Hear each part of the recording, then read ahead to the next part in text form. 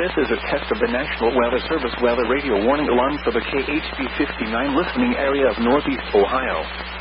During potentially dangerous weather situations, specially built receivers are automatically activated to warn of the impending hazard. Tests of these receivers are normally conducted by the National Weather Service every Wednesday between 11 a.m. and noon. When there is a threat of or existing severe weather in the area, the test will be postponed until the following day. This ends the test of the National Weather Service weather radio warning alarm.